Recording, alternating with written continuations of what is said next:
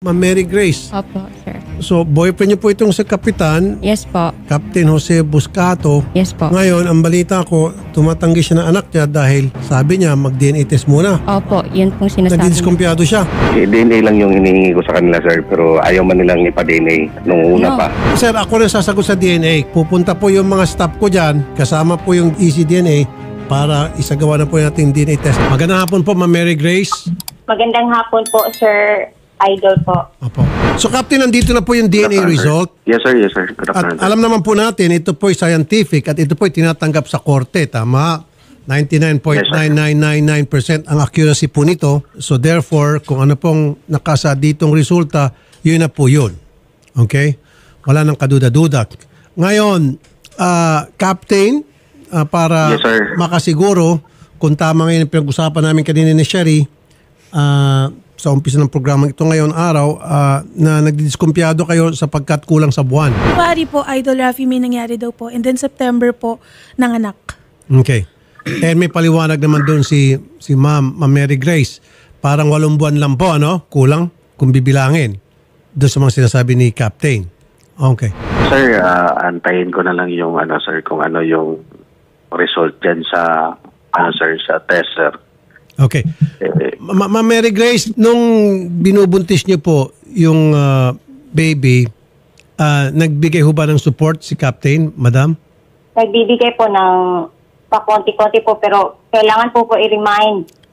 Pag hindi po ako nag-chat, wala po. Ayun. Okay. Sige. Titingnan ko na ito. Maestro. Damdamin natin to. Jesus, no. Oops. Sandali. Naku po. Ma'am Mary Grace, bakit niyo po nasabi na si Captain talaga ang tatay? Kung tutusin yung traditional na way to determine kung talagang yung bata ay ang tatay ay yung sinasabi mong the father talaga of the child, bibilangin mo po sa buwan, 9 months po talaga yung normal. Unless kung ito po hindi po normal delivery, 8 months lang po. Kasi po, yung last regla ko po is December. Tapos, January nag-start ng count.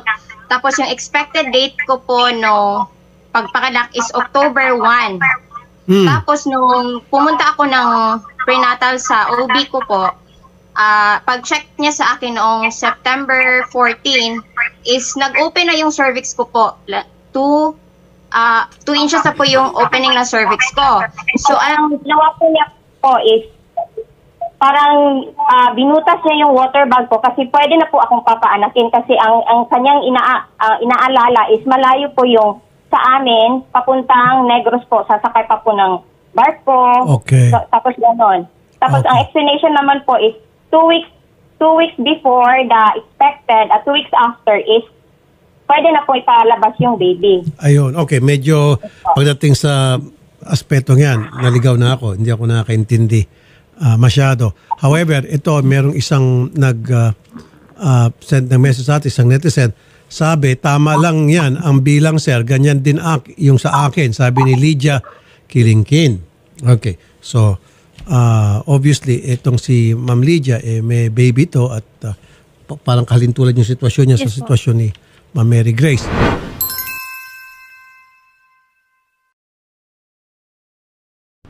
Direct. Yan natin.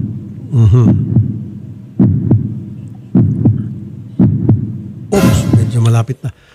Captain. Yes, sir. Captain. Now, Yes, sir. Yes, sir.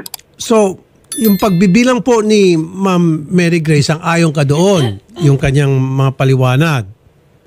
No, sir, wala rin kasi akong masyadong alam dyan, sir, sa sir, sa pagbubuntis, sir. Pero kung bibilangin talaga, sir, kulang kasi, sir. Kaya yun lang, sir, antayin ko na lang. Tama, Captain. Ganon din po ako. Doon sa mga hindi nakakaintindi, of course, pareho tayong, hindi naman tayo mga nanay, hindi tayo babae, Captain. So, hindi natin maintindihan yan. Ang makakaintindi lang talaga yung mga babae na nagtanong sa kanilang mga OB na sineminar or sinabihan ng kanilang OB yung sistema ng panganak at kailan at paano, etc. Sige. Captain. Yes, sir.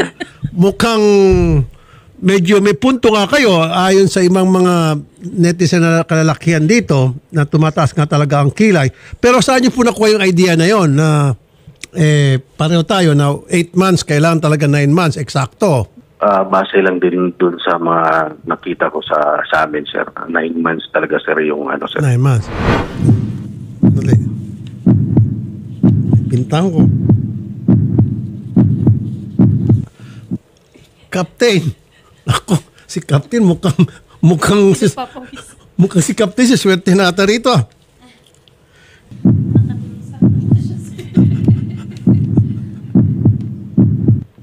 Oops. Last na talaga. Ma'am Mary. Yes po, Sir Idol. Kung sakasakali, ready ka naman tanggapin kung ano man yung desisyon. Sport ka lang. Confident po ako kasi alam ko po na siya yung ama at walang ibang gumalaw po sa akin. Siya lang po. Very confident si ma'am. Gaano kayo ka-confident, ma'am? 100% po. Kasi wala naman akong ibang boyfriend noon po. Wala talaga. Pinta mo, takpan mo kasi. Sandali lang, ha? Sandali. Paano na ba ito?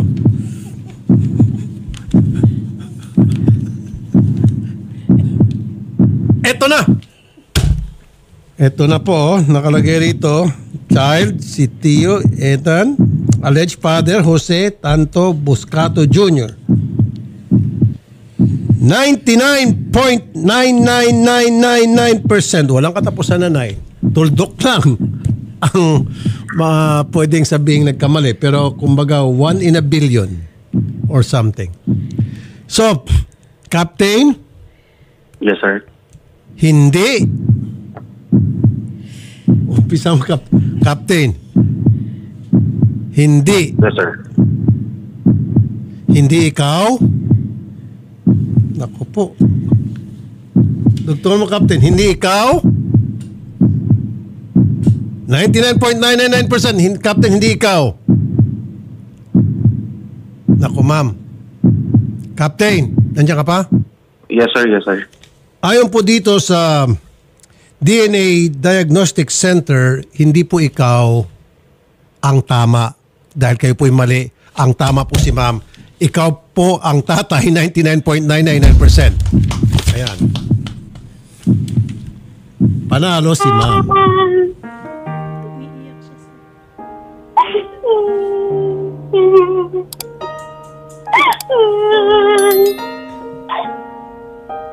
Ma'am, kayo po ang walang kaduda-duda ayon po sa sensya.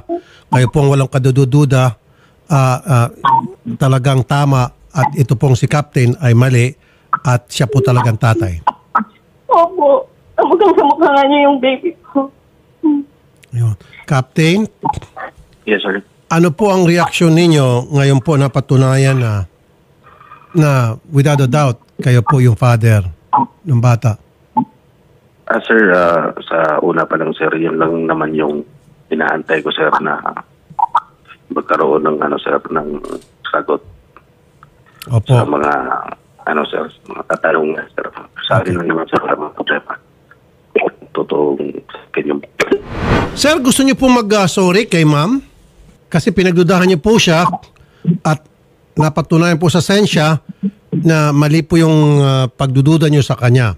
Mag-apologize kayo, mag-sorry kayo dahil nasaktan po siya for a long time, for several months. Nasaktan siya dahil doon sa pagdududa niyo at sinasabi niyo na hindi ako ama. So pagsasabi mo ng gano'n, hindi siya maparabagang meron pa siyang ibang karelasyon na lalaki. Yes, sir. Kung ano man yung mali ko sa nanay ng bata, sorry po. Ma'am Mary Grace, nag-apologize na po si Captain. Ano pong reaction niyo doon sa apology niya, ma'am? Siguro po, through time, mapapatawad ko po siya. Pero sasabihin ko lang po, lahat ng nangyari sa akin po is napakasakit talaga po kasi para po bang pinaasa lang niya po ako. Nung nalaman ng nanay at tatay ko po na may nangyari sa amin, nag-usap-usap kaming apat. Tapos ang pangako pa nga niyo po noon is papakasalan. Tapos noon, wala na, after ilang months nung is hindi siya sure sa akin. Parang hindi na ako nag-expect ng kasal po kasi nalaman ko po na 3 months ahead nung bago ako mabuntis, may 3 months siyang anak sa kanyang ex. Tapos po, nung nag 3 months na po, yung tiyan ko is nakabuntis po siya ng iba sa kabilang town po ng kanyang na-assign na station po. Pagkatapos po nung nag-live, nung pumunta ko dyan, nag-chat sa akin yung kapatid ng babae na nabuntis niya rin po. Tapos sinabi niya sa akin na kung ano ang ginawa ni Police Captain sa iyo, ma'am, ganyan na ang ginawa ni Police Captain sa ate ko. Masaya po ate ko kasi po, para bang nabigyan siya ng leksyon or naipahayag na kung ano talaga siyang klaseng lalaki po. Okay. Tapos po, pagkatapos nun, nag-chat na sa akin yung babae na parang gusto niya rin po ng kagaya po ng ginawa ko po. Kasi sinustentuhan lang po siya ng ilang buwan. Tapos noon is tumakas na po. Ganyan yun din po yung ginawa niya sa akin. Okay. Kaya yung loob ko po is para bang may nagdaga na masakit kasi hindi ko po inaasahan yun. Yung 3 months na nagbuntis po ako, palagi po ako nag-reach out sa kanya. Tapos sabi ko, anong gagawin ko? Paano ko to i-handle kasi siya malayo. Tapos minsan lang siya mag-reply. Tapos gano'n. Nagpapaasa siya niya. Tapos yun na palang ginagawa niya. 3 months akong buntis. Nung buntis na naman siya ng iba. Tapos po dito po sa amin, marami pong nagsasabi na may mga anak rin po siya. Sa iba? May mga anak po sa iba. Okay, sige po.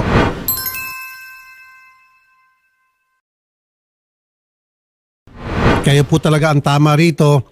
Pag-usapan na po natin ngayon doon sa support kasi yun ang mga pinaka-reason ba't to kayo lumapit sa amin dahil hindi nag-support itong si Captain. Captain, ilalapit po namin to sa kataas-taasan sa PNP at kung kinakailangan, doon po siguro sa admin ninyo para masiguro na buwan-buwan kung pwede salary deduction para makarating kay ma'am yung tamang suporta para sa bata. Captain.